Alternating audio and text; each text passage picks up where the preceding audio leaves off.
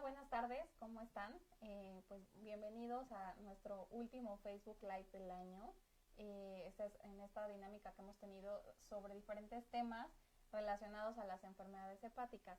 El día de hoy vamos a hablar de un tema muy importante que es parte de la salud de todos nosotros y bueno, específicamente también de aquellos que tienen alguna enfermedad crónica como son las enfermedades hepáticas.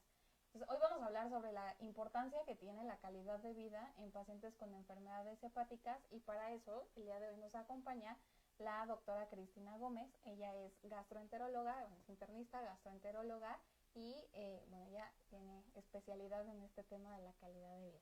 Entonces, primero me gustaría, Cris, preguntarte qué es la calidad de vida, o sea, ¿qué nos referimos cuando decimos que tenemos que tener calidad de vida? Realmente la calidad de vida es un concepto que es un concepto que es muy complejo. La calidad de vida no va a ser lo mismo para ti que para mí o que para un paciente, ¿no? Entonces es un concepto bastante complejo.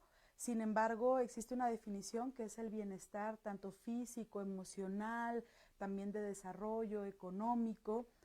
Esto no quiere decir que sea este equilibrio o este bienestar en ausencia de enfermedad, o sea, el paciente, o sea, puede ser en un paciente. Y este equilibrio, pues es lo que realmente llevaría a una buena calidad de vida. Entonces, a esto nos referimos, sin embargo, sigue siendo un poco subjetivo cuál es la calidad de vida de cada paciente. Uh-huh. Entonces, este concepto no es algo que solamente se relacione a tener una enfermedad o a estar sano. No.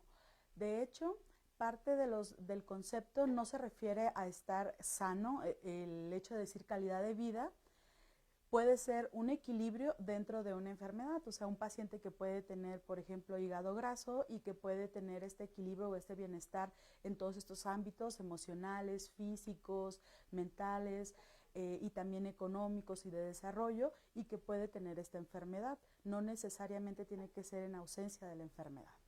Y entonces, o sea, ¿cómo mido? ¿Cómo sé cuál es mi calidad de vida o cuál es la calidad de vida a la que tengo que llegar o la que debería yo de tener? De hecho, esta pregunta, bueno, se le hicieron precisamente ahí por los años 50, de pasar de algo tan subjetivo a poderlo llevar a algo más objetivo, algo que se pudiera medir. Entonces lo que hicieron fueron hacer cuestionarios, o sea, cuestionarios que se validaran, que estuvieran validados en diferentes poblaciones, por ejemplo, como en la mexicana, ya hay cuestionarios. Específicamente hay cuestionarios que le llaman genéricos, que en realidad son cuestionarios que son para población general, inclusive para pacientes sanos. Y hay cuestionarios que son específicos y que pueden ser específicos para ciertas enfermedades. Esto se empezó sobre todo en el área de demencia, que fueron las principales, y actualmente ya tenemos para enfermedades hepáticas aquí y están validados aquí en México. Ok. Eh, Esto de la calidad de vida es algo que, o sea, si yo soy un paciente, es algo que mi médico debería de evaluarme o que lo toman en cuenta, o sea, son preguntas que me hacen directamente o lo evalúan, por ejemplo, como cuando ven los laboratorios, ¿no? Y ellos hacen como un diagnóstico a partir de estos resultados. ¿Qué pasa con el paciente? O sea, le tengo que hacer el cuestionario, se lo hago dentro de la consulta, me tienen que dar una hojita, cómo mido, o sea, cómo el paciente sabe que es la calidad de vida o que se le está tomando en cuenta dentro de su evaluación.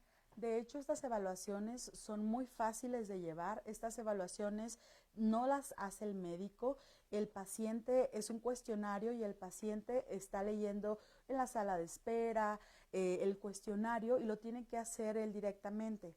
Entonces son preguntas muy fáciles. Los que son cuestionarios para población general, la mayoría es cómo se siente, ha estado triste, cómo se siente de ánimo, etcétera. Los que son más dirigidos a enfermedades, en este caso para enfermedades hepáticas, viene muy dirigido a tiene fatiga, cómo está su actividad física, le ha crecido el abdomen, sobre todo cuando se llena de líquido el abdomen que se llama citis, o tiene alteraciones mentales como encefalopatía hepática, que empiezan a tener alteraciones a nivel neurológico.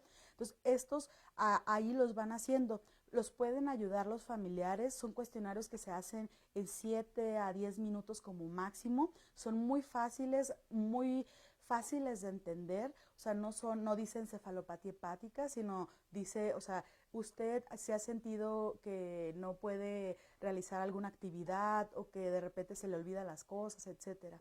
Entonces son muy fáciles de contestar, lo pueden ayudar a algún familiar si el paciente no sabe leer o no puede contestarlo, pero esto no lo pregunta directamente el médico porque hay un sesgo. Hay un sesgo cuando ya está el paciente enfrente del médico y lo está preguntando y de repente el paciente se puede cohibir un poco y contestar no tan fielmente a lo que es la realidad. Okay. Entonces, bueno, entendemos que esta parte de la calidad de vida es parte del concepto de salud, ¿no? De estar bien, del bienestar principalmente. ¿Qué impacto tiene una buena o una mala calidad de vida en todo el escenario clínico de la enfermedad? O sea, hablando o sea, ahorita en un ratito me gustaría platicar contigo acerca de las diferentes enfermedades hepáticas, pero bueno, suponiendo que tenemos un paciente que tiene una enfermedad hepática crónica o cualquier enfermedad crónica, ¿qué impacto tiene el tener una buena o mala calidad de vida en cómo se desarrolla la enfermedad, en cómo es mi respuesta al tratamiento, por ejemplo, ¿no? O el riesgo que tengo de hospitalización o ciertas cosas? De hecho, va muy relacionado con los síntomas y con esta progresión de la enfermedad. A peor calidad de vida se ha visto que entonces está pasando algo, el paciente se está deteriorando o tiene algún problema. A mejor calidad de vida se ha visto que ha sido en los estadios más tempranos, sobre todo en las enfermedades hepáticas, sobre todo, por ejemplo, los estadios más tempranos, obvio, no está tan deteriorada su calidad de vida. Sin embargo, cuando ya son estadios más avanzados, ahí sí se encuentra más deteriorada su calidad de vida. Entonces, ¿tiene un impacto? Claro que sí, en el paciente, en rehospitalizaciones, en falta de apego al tratamiento. Obvio está que también el tener peor calidad de vida se ha visto que está directamente relacionado pues con mayor mortalidad en pacientes, no nada más en enfermedades hepáticas, sino en general. Entonces sí es un reflejo de la progresión de su enfermedad. Por eso es muy importante que como médico nosotros o sea, tenemos que medir esta calidad de vida en el consultorio. Como les mencionaba, no lo hace directamente el médico, lo hace el paciente, contesta su encuesta o ayudado por un familiar de 7 a 10 minutos. Cuando ya se llega a la consulta con el médico, ya se tiene este panorama de las respuestas y uno puede identificar si mi paciente está deteriorado, puedo comparar incluso con si tengo previos, entonces es muy importante. Antes trataban muchos temas, los estudios clínicos trataban muchos temas sobre todo de mortalidad y de hospitalizaciones o de complicaciones. Sin embargo, a partir del año 2000 se ha tomado mucho más interés en qué es lo que está pensando el paciente, qué es lo que siente, qué es lo que le está pasando a él con su enfermedad, y esto nos ayuda a nosotros mucho como médicos para comprender la enfermedad, pero también para poder apoyarlo pues de una mejor manera, no solamente desde nuestros conocimientos médicos, sino también desde esta área de calidad de vida que puede ayudarlos muchísimo. Sí, digo, me voy a meter un poquito más a la parte de nutrición, que es mi área. Nosotros a lo largo de estos programas de atención integral a enfermedades hepáticas que tenemos dentro del hospital, nosotros nos hemos dado cuenta y estamos por publicar estos resultados, que los pacientes que tienen menor calidad de vida también tienen un impacto directo en la nutrición, ¿no? O sea, los pacientes que tienen menor calidad de vida son aquellos que tienen más desnutrición o que tienen mucho más riesgo de desarrollar desnutrición en algún momento, ¿no? Esto es muy relacionado a toda la parte sensorial de la alimentación, ¿no? Si yo no me siento bien, ¿no? Si no tengo un bienestar a pesar de mi enfermedad crónica, bueno, a todos nos ha pasado, ¿no? Que estamos tristes y pues se nos va el hambre, ¿no? Entonces, sin embargo, bueno, en un paciente sano, en una persona sana, pues bueno, si te deprimes y comes mucho, dejas de comer durante un día, pues no te pasa nada, pero bueno, cuando tienes una enfermedad hepática y que esto es constante, bueno, sí impacta mucho, ¿no? Y sabemos que la desnutrición está también relacionada al riesgo de tener alguna complicación, ¿no? Alguna descompensación principalmente. Sí quisiera, bueno, que platicáramos un poquito esto de la calidad de vida, y a lo mejor también nos metemos un poquito en un tema de los cuidadores. No impacta solamente al paciente, ¿no? O sea, es un bienestar, sobre todo, por ejemplo, cuando hablamos de parte económica o de las descompensaciones o el hecho de ir al hospital, pues al hospital no solo va el paciente, sino va el familiar.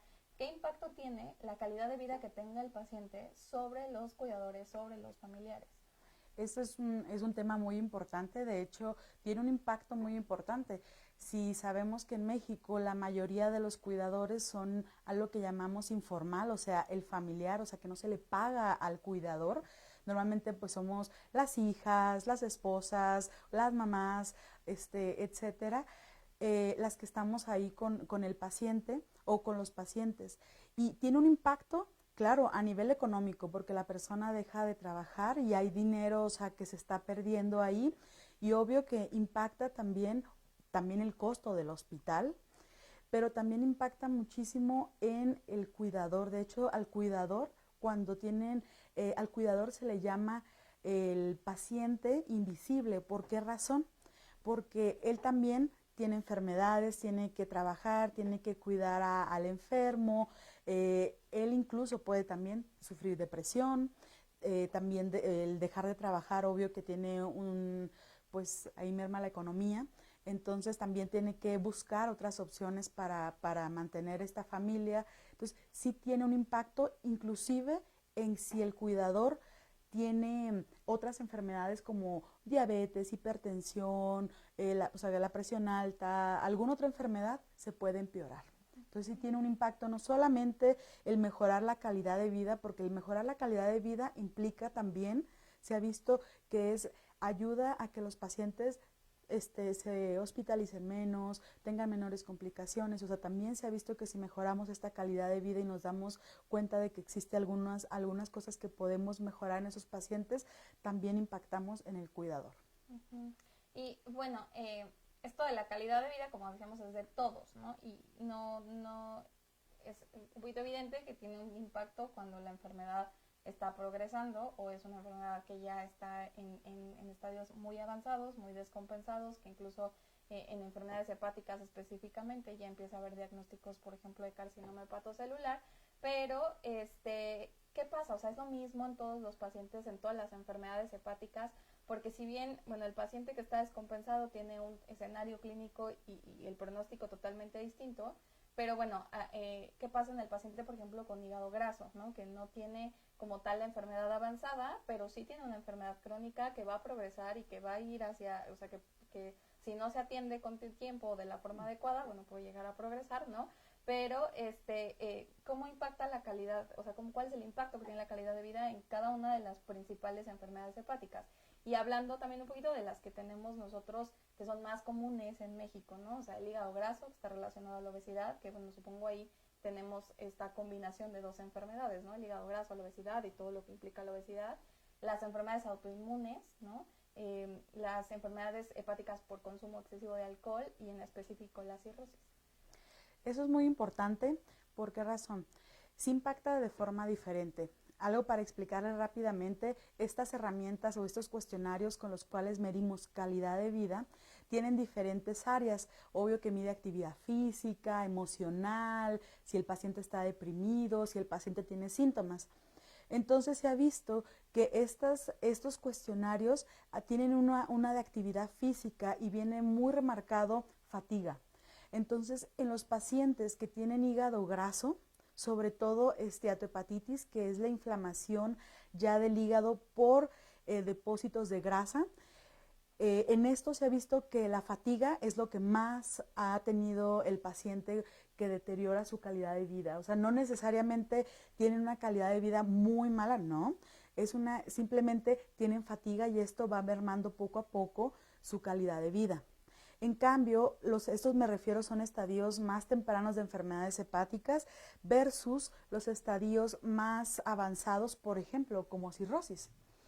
Cirrosis, bueno, sobre todo cuáles son los principales causas de que puede llevar a cirrosis y que tienen peor calidad de vida, o me refiero menor puntaje en estas escalas que medimos para calidad de vida. Bueno, pues definitivamente los pacientes que tienen cirrosis por consumo excesivo de alcohol son los que tienen peor, o sea, un puntaje más bajo de calidad de vida. Las enfermedades autoinmunes, sobre todo algo que se llama hepatitis autoinmune, sí tiene un puntaje más bajo, y esto se ve muy reflejado también al estadio de la enfermedad, y obvio a las complicaciones, el hecho de que, por ejemplo, el paciente que consume alcohol esté recayendo constantemente al consumo de alcohol, y esto conlleve pues mayor daño, pero también mayores complicaciones. Entonces sí va muy de la mano dependiendo de qué estadio se encuentre la enfermedad hepática. Ok, que nosotros, tal vez en la parte de gastroenterología no lo vemos tanto, pero ya cuando el paciente llega a desarrollar cáncer de hígado, ¿no? Generalmente, bueno, a los pacientes se pasa su atención a cuidados paliativos, ¿no?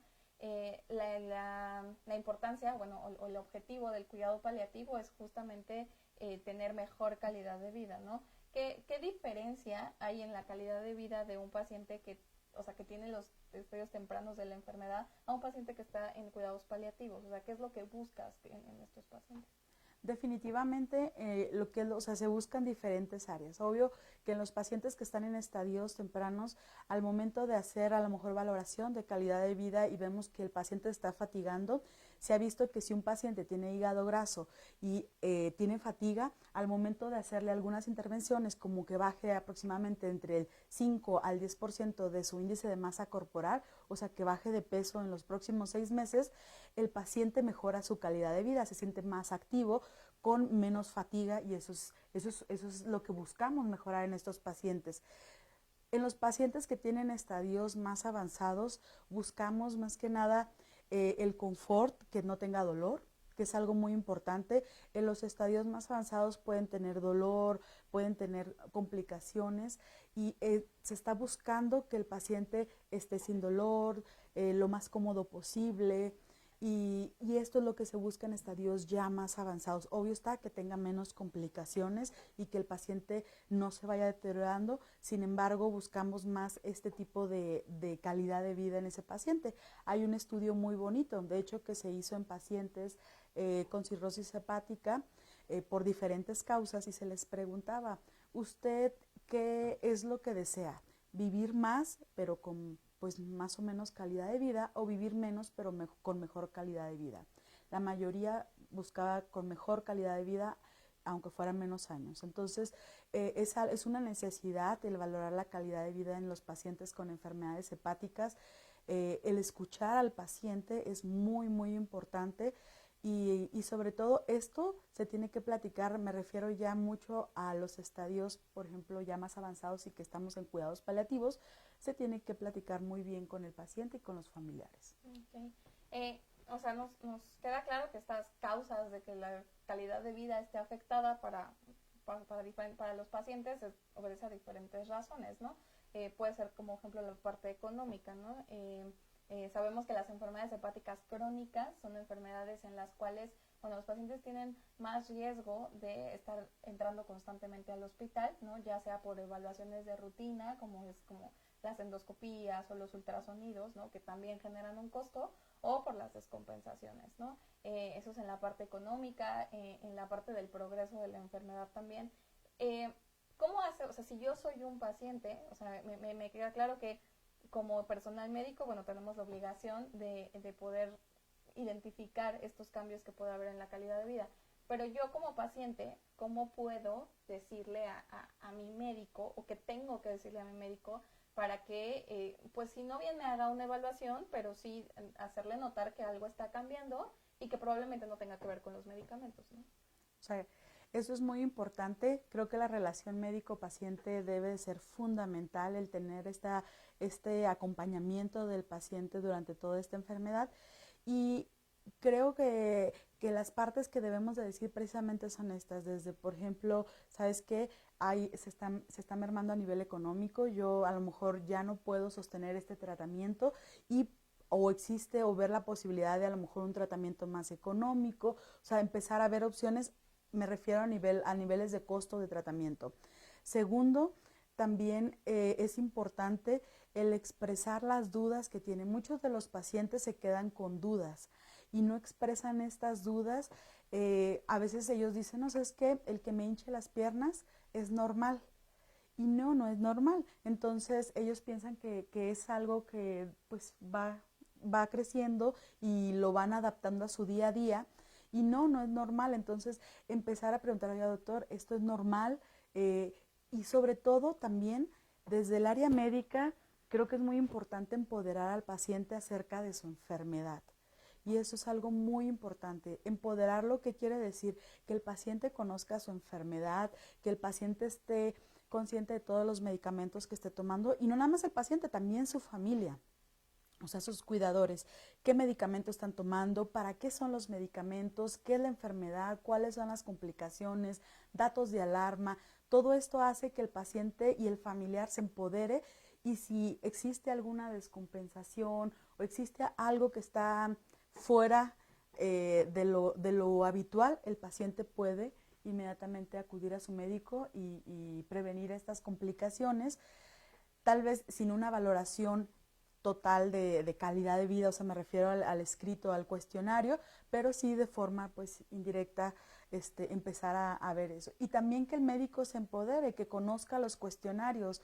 Muchos de los médicos pensamos que el cuestionario lo tenemos que hacer nosotros, que es un cuestionario muy pesado, más si se está en institución, pues tienes muy poquitos minutos para ver al paciente, pero realmente es un cuestionario que se hace de 7 a 10 minutos, muy fácil de realizar, y no lo tenemos que hacer los médicos, lo realiza el paciente o un familiar del paciente, o sea, el paciente con ayuda de algún familiar, y se puede contestar muy rápido y nos da muchísima información.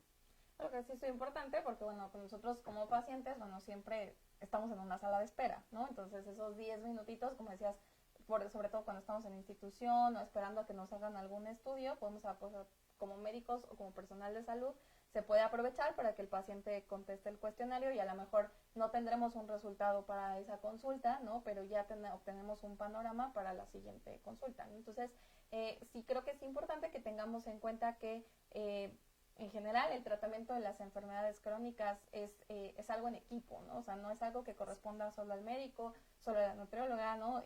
Sino que es un trabajo que es entre personal de salud, médico, nutrióloga, el paciente y el familiar, ¿no?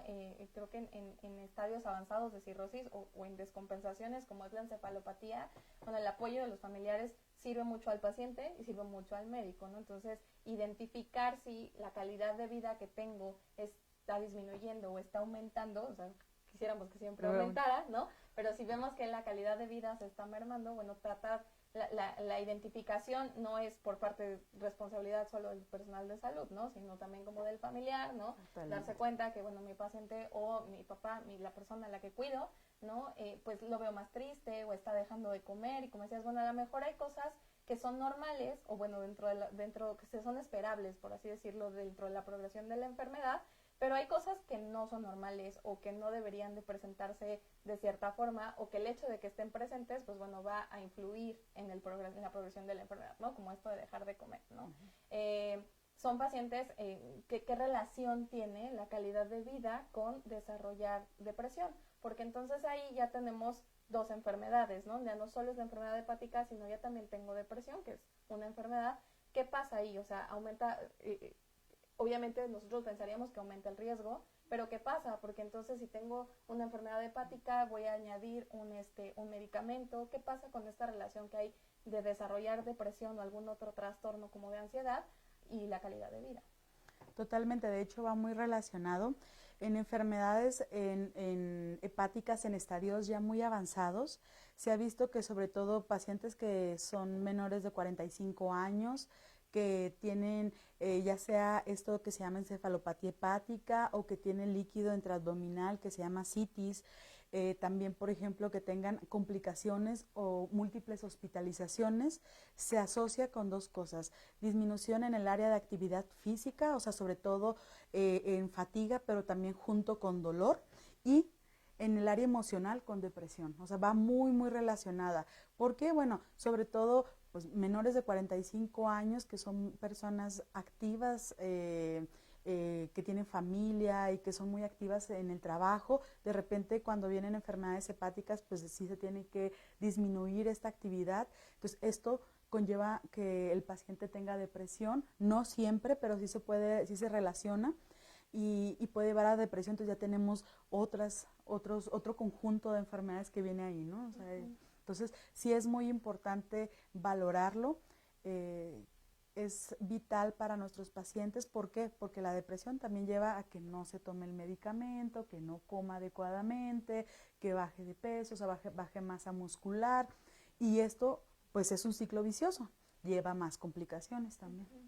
Entonces, bueno, ya quedó claro qué es la calidad de vida, ¿no? O sea, cómo afecta en todos los escenarios, ¿no? Específicamente en enfermedades hepáticas.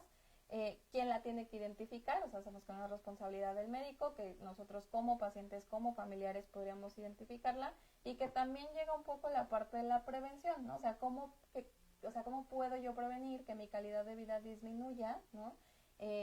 A mí siempre he tratado de decir los pacientes, bueno, el hecho de que sí tengo una enfermedad crónica, lo cual no quiere decir que al día siguiente voy a estar metido en la cama, ¿no? O sea, tratar de, a lo mejor en ciertos en ciertos estadios de la enfermedad o en ciertos momentos de la enfermedad, pues es difícil hacer ejercicio o hacer una vida normal, pero bueno, sí tratar de, en la medida de lo posible, lo más pronto, que sea recuperar pues nuestros hábitos de alimentación y de vida normal, ¿no? Entonces, ¿cómo puedo prevenir? O sea, ¿qué hago para que mi calidad de vida no se vea afectada? O sea, sabemos que es como una parte de esperable, pero ¿qué hago para no afectar?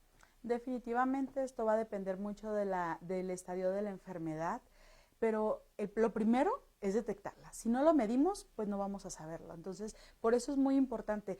Como les comentaba, calidad de vida es un concepto muy complejo que era muy subjetivo y que a través de estas herramientas se vuelve un poco más objetivo de poder medirlo, de poderlo tener en las manos. Y eso es muy importante porque nos dice también en qué percentil está nuestro paciente, y dependiendo de eso y de las áreas que estén afectadas, podemos tomar ya sea tratamiento, manejo de familia, manejo a nivel psicológico, de psiquiatría, o en el caso, por ejemplo, de hígado graso, también si tiene fatiga, bueno, el reducir el peso, el mejorar actividad física. Entonces, sí se pueden tomar diferentes acciones. Por eso es importante medirlo. Entonces, lo primero definitivamente es medirlo y conocer las herramientas. Uh-huh. Y creo que es importante, bueno, que decíamos, la calidad de vida es un concepto grande que implica diferentes dominios, ¿no? De hecho, así están divididas estos cuestionarios, o sea, la parte de la actividad física, la fatiga, los síntomas relacionados con la enfermedad, y que no, o sea, el hecho que afectes mi calidad de vida no es en general, ¿no? O sea, puede ser que mi actividad física esté como si nada, pero pues a lo mejor mi alimentación no, o los síntomas no tengan ningún síntoma relacionado a la enfermedad, pero sí me siento muy cansado o sí empiezo a sentirme como preocupado por qué tanto, recuerdo específicamente una pregunta del cuestionario de calidad de vida para pacientes con cirrosis, bueno, ¿qué tanto me preocupa que mi familia esté preocupada por mí, ¿no? O sea, entonces, exacto, muchas veces no es ni siquiera relacionado a la enfermedad, sino a todo el ambiente que envuelve a un paciente con alguna enfermedad crónica, ¿no? Así es. Ok, entonces, ya tenemos la prevención, ya sabemos qué es, ¿cómo lo trato? O sea, ¿quién lo trata? ¿Quién me ayuda a que mi calidad de vida mejore? Definitivamente lo acabas de decir tú, o sea, es multidisciplinario. Esto no es de un solo médico, no es del paciente o del familiar. Esto es un equipo.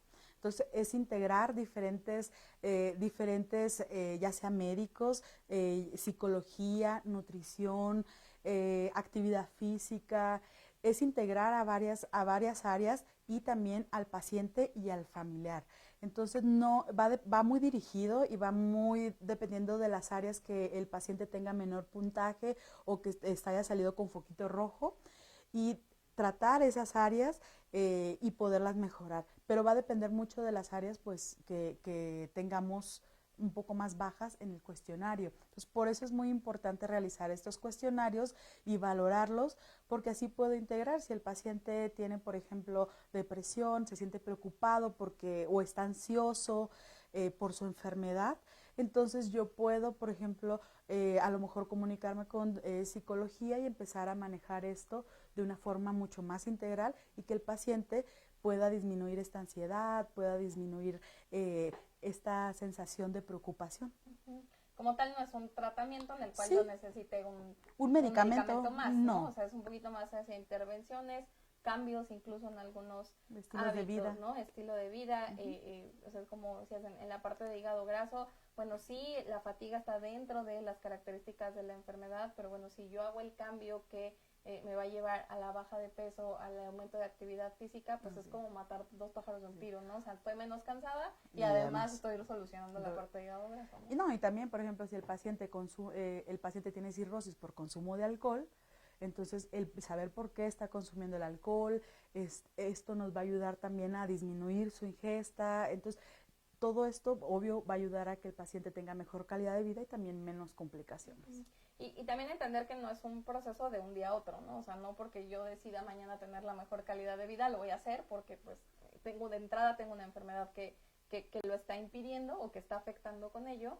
Y sobre todo, por ejemplo, en pacientes que entran continuamente a hospitalización, ¿no? O sea, estar en un hospital es cambiar totalmente un ambiente, ¿no? O sea, ya no estoy en mi casa, ¿no? Que a veces es muchas veces, bueno, sí nos sentimos mal, pero estoy en mi casa, ¿no? Estar en el hospital implica que, bueno, este efecto que tiene en la calidad de vida a lo mejor sea un poco más prolongado, ¿no? O sea, a lo mejor después del día que salí del hospital, pues todavía me voy a sentir mal o si necesito adaptarme a otra nueva situación a partir de la hospitalización, pues bueno, es algo que va Totalmente, afectando, eso ¿no? es cierto.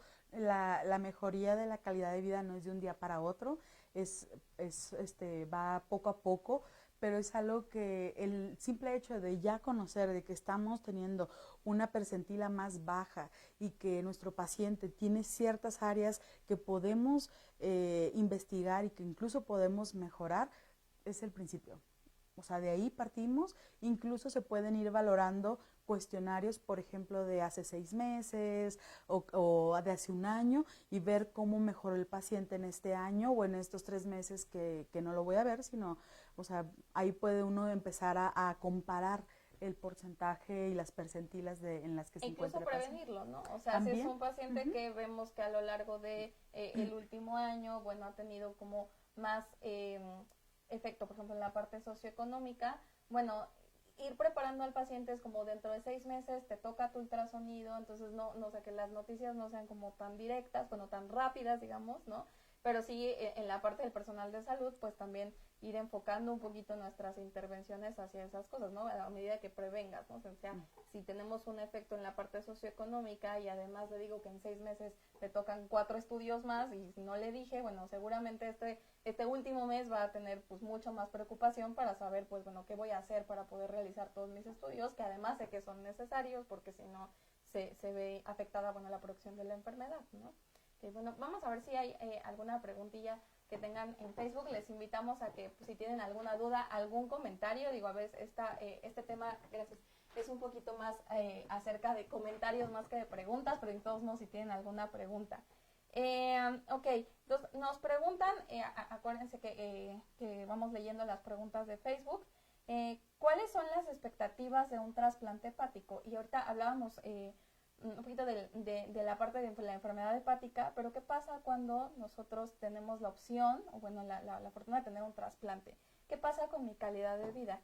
Nosotros esperaríamos que mejorara porque pues mejora toda la situación hepática, pero sabemos que no siempre es así. ¿Cuál es el efecto que tiene en la calidad de vida? ¿No? O sea, porque, perdón, normalmente creemos que el trasplante es me cambian el órgano y ya todo como si nada y como antes, ¿no? Pero no, definitivamente no es como antes. De hecho, yo siempre que he hablado con pacientes, siempre les digo, o sea, es cambiar una enfermedad por otra enfermedad.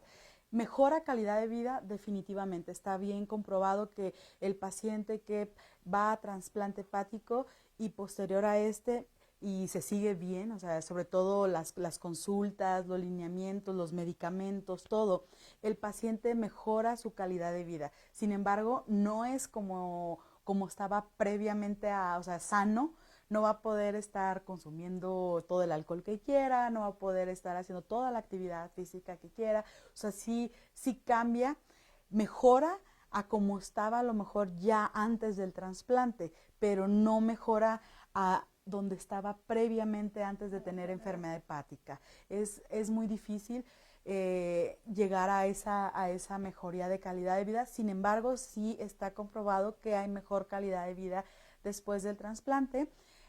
¿Por qué? Porque hay menos complicaciones, pero hay que recordar algo muy importante. El trasplante prácticamente es estar yendo con es estar con el médico incluso más que antes del trasplante, incluso más medicamentos. Entonces sí no es de que voy a estar súper bien y me tengo que alejar del hospital y de los médicos, no, al contrario, es estar dando más seguimiento. Claro.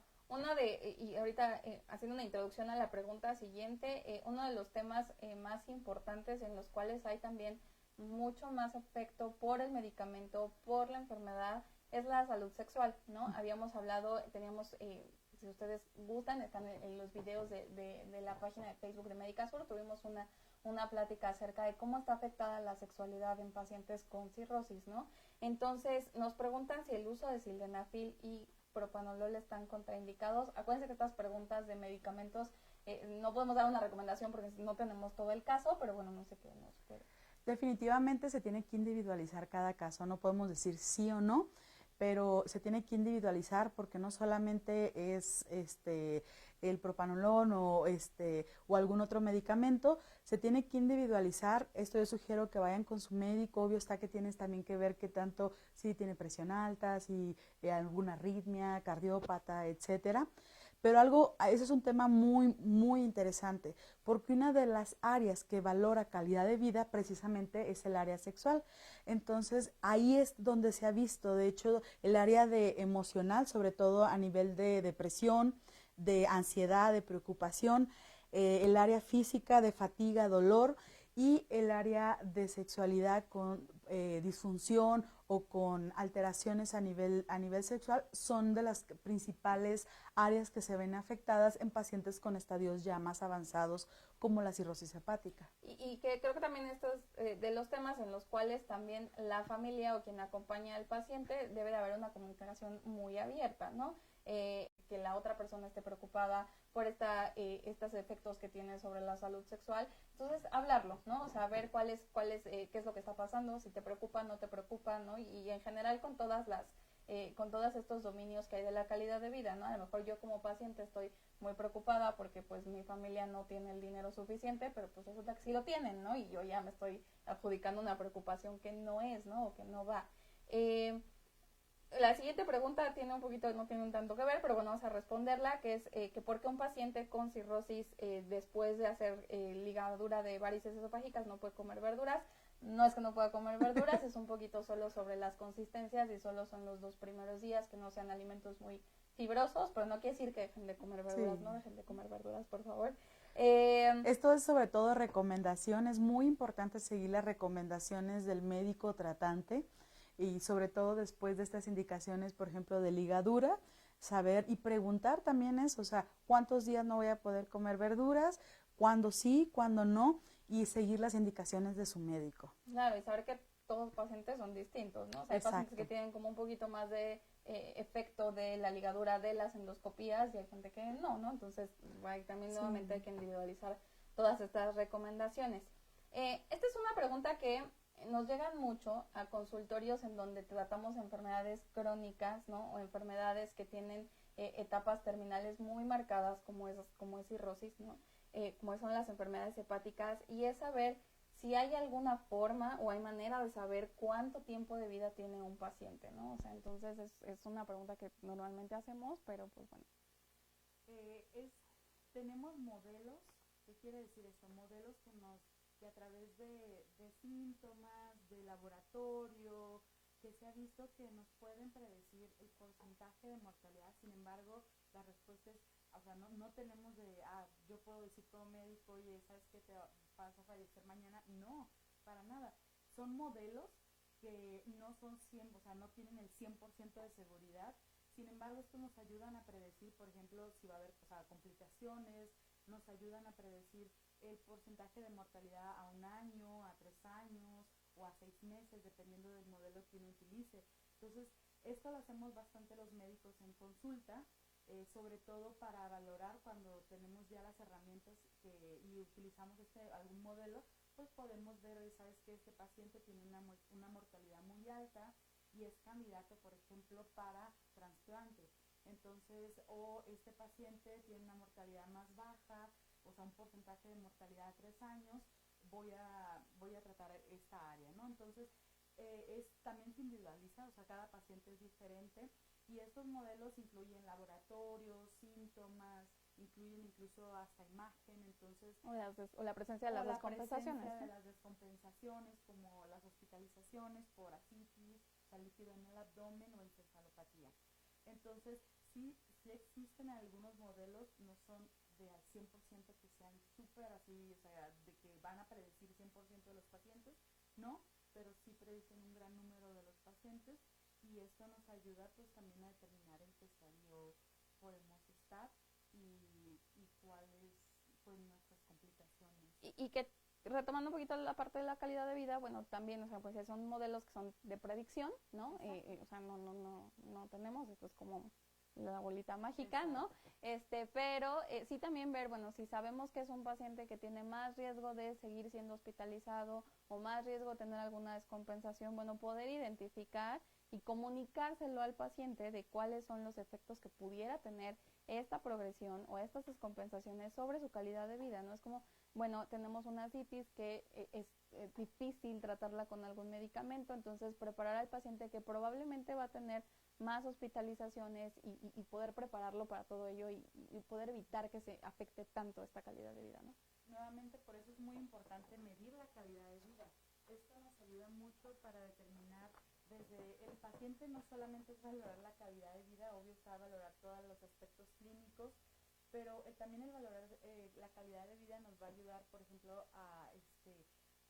junto con todos estos modelos de predicción, nos va a ayudar a qué herramientas. Por ejemplo, a lo mejor tengo que ver al paciente más seguido, a lo mejor tengo que estar un poco más al pendiente de ese paciente, viendo cómo está, hablando por teléfono a lo mejor con el cuidador, o incluso diciendo, ¿sabes qué? Se tiene que pesar diario, llevar el registro de peso diario, llevar el registro de la presión arterial o de la frecuencia cardíaca en caso de estos medicamentos. O sea, tenemos qué otras medidas que llevar, entonces esto nos ayuda, bueno, a predecir, o sea, también en cierta forma, o a prevenir, mejor dicho, algunas complicaciones. Ok, entonces, la siguiente pregunta es, ¿en qué momento se ve afectada mi calidad de vida si tengo hígado graso? No habíamos platicado un poquito previamente, pero bueno, ¿cuáles son como, o sea, el efecto que tiene el hígado graso sobre la calidad de vida? Definitivamente no podemos decir, ¿sabes qué? Si tratan de diagnosticar, ya hay. De hecho, las herramientas de calidad de vida deberían de ser desde el momento del diagnóstico. O sea, tengo el diagnóstico de enfermedad por hígado graso, bueno, en este momento yo hago en mi cuestionario de calidad de vida, el paciente no tiene ninguna, o sea, o tiene una percentila alta, está bien en todas las áreas, bueno, yo puedo ir dando seguimiento y a lo mejor en un año yo veo cómo está. Obvio que damos tratamiento de bajar de peso, hacer actividad física y estas áreas de mejorar la alimentación o sus estilos de vida, y en un año volvemos a hacer a lo mejor el cuestionario y vemos qué áreas a lo mejor cambiaron. Entonces esto nos sirve mucho para ir viendo, pero definitivamente desde que se conoce la enfermedad es cuando se debería de hacer el cuestionario de calidad de vida. Claro, y que además, bueno, siempre el recibir el diagnóstico de cualquier enfermedad, pero específicamente de enfermedad crónica, sí implica estrés y afectación de diferentes áreas de nuestra vida cotidiana, ¿no? Entonces, pues bueno, a lo mejor en hígado graso empieza a haber un poquito más de fatiga, ¿no? Y pues como conocernos bien y notar que, pues sí, probablemente me estoy cansando más, ¿no? Y es que es muy subjetivo, o sea, también por eso es importante hacer que sea más objetivo estas pequeños detalles como la fatiga, por ejemplo, que muchos decimos, ¿sabes qué? Es que no dormí bien, es que ha de ser porque no comí, o ha de ser porque estoy trabajando demasiado, o el clima, o le ponemos sí, siempre buscarle miles de explicaciones, ¿no? Pues esto lo vuelve más objetivo para poder ver qué área está afectada. Entonces, no tenemos un momento específico, pero el momento de diagnóstico es un momento oportuno para hacer el cuestionario y empezar a ver la calidad de vida del paciente. La siguiente pregunta es, bueno, ¿cómo se puede combatir la obesidad tipo 1 y cómo afecta mi calidad de vida? Entonces, bueno, la obesidad combatirla es igual, o sea, un trabajo de forma integral, ¿no? En el cual no solamente entra la alimentación, sí es una parte muy importante, pero sí evaluar hasta dónde ha afectado de mi salud el tener sobrepeso, ¿no? Si tenemos ya alguna alteración más metabólica, como diabetes, como alguna enfermedad cardíaca, como elevación de colesterol, triglicéridos. Entonces, esto de combatir la obesidad, hay que diagnosticar bien qué tipo de obesidad es, porque también es no solo es tipo 1 por la cantidad de kilos que tengo arriba, ¿no? Sino si ya tiene algún otro efecto, que también tiene que ser de forma integral, ¿no? Evaluar con un médico internista, con la nutrióloga, ¿no? ¿Y cómo afecta a calidad de vida? Bueno, esto creo que es uno de los escenarios que nosotros vemos con más frecuencia, ¿no? El hecho de tener sobrepeso, pues afecta mi calidad de vida de entrada de forma emocional, ¿no? De forma social, ¿no? La forma en que nos desarrollamos en nuestras relaciones personales. Y bueno, también estos efectos que tiene la enfermedad de la obesidad, ¿no? Que es la fatiga, ¿no? Que empieza a haber alguna otra comorbilidad. La física y emocional son de las dos áreas que más afectan en pacientes con obesidad, y esto va a depender también del grado de obesidad, ¿no? O sea, ya obesidad mórbida definitivamente tienen incluso más limitaciones, empieza a haber alteraciones en dolor, etcétera.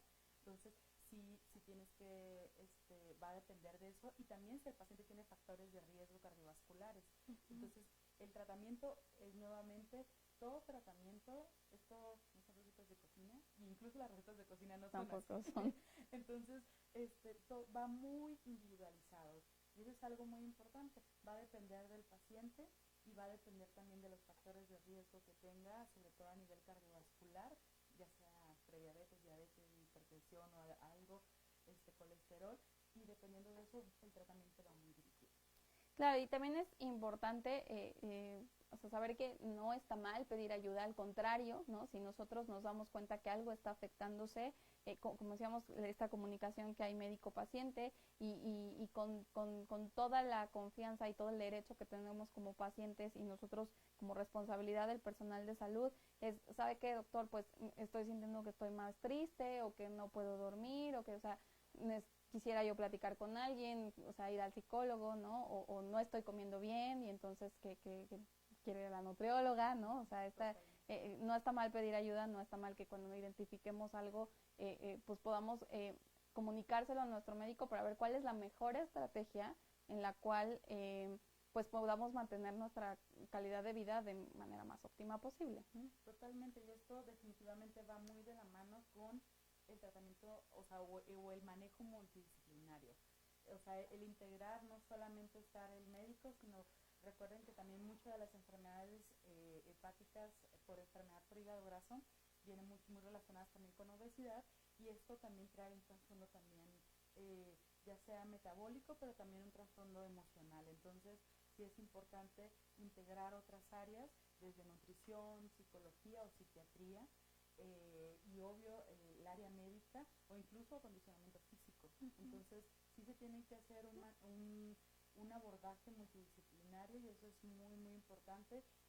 Yo les recomendaría tener buena comunicación con su médico y expresar lo que ustedes tienen, las dudas que tienen, anótenlas, porque eso es muy importante. A veces uno como paciente de repente tiene dudas y cuando está en la consulta se borran. Entonces, por favor, anótenlas y puedan hacer eso, o sea, platicar con su médico y dispersar estas dudas y tener una mejor relación médico-paciente, y esto va a mejorar muchísimo la calidad de vida también de todos, ¿no? Claro, como decíamos, también es la parte de la familia, ¿no? Y bueno, si el ambiente familiar no está bien, pues es como un círculo vicioso, ¿no? O sea, la enfermedad, la familia, el ambiente, el dinero, entonces va siendo un poquito más complicado poder atender cada uno de los dominios, ¿no? Y decía, pedir ayuda no está mal, ¿no? O sea, no necesariamente el médico tiene que sugerir que vaya con algún otro especialista. Yo como paciente puedo preguntar, ¿no? O sea, es conveniente que vaya a un nutriólogo, es conveniente que vaya al psicólogo, es conveniente que vaya al psiquiatra, ¿no? ¿Qué tipo de rehabilitación es la que me conviene, ¿no? Y también esta parte es mucho de, a lo mejor no tanto de no automedicarse, pero no autotratarse, ¿no?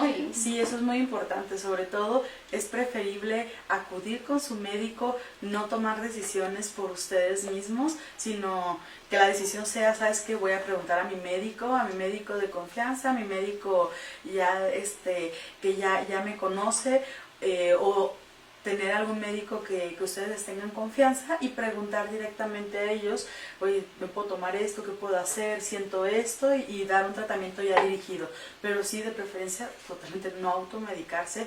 Eso es muy, muy importante. O sea, no porque me sienta deprimida voy a ir a comprar antidepresivos. O sea, no. Eso es muy, muy importante, y sobre todo menos en los pacientes que tienen enfermedades hepáticas. Muchos de los medicamentos se metabolizan a nivel a nivel hepático, entonces esto sí es muy importante no hacerlo, no automedicarse.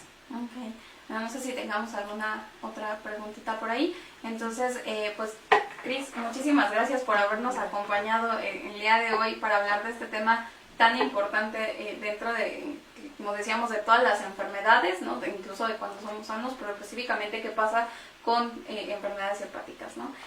Muchísimas gracias por acompañarnos este año. Nosotros cerramos el día de hoy con estas pláticas, pero los invitamos a que sigan, o sea, que busquen dentro del Facebook de Médica Sur, de la página oficial de Facebook de Médica Sur, todas las pláticas que tuvimos, para que puedan, seguir preguntando, y que nos puedan ustedes sugerir o decir qué temas les gustaría que pudiéramos tratar dentro de este programa que tenemos de atención a enfermedades hepáticas.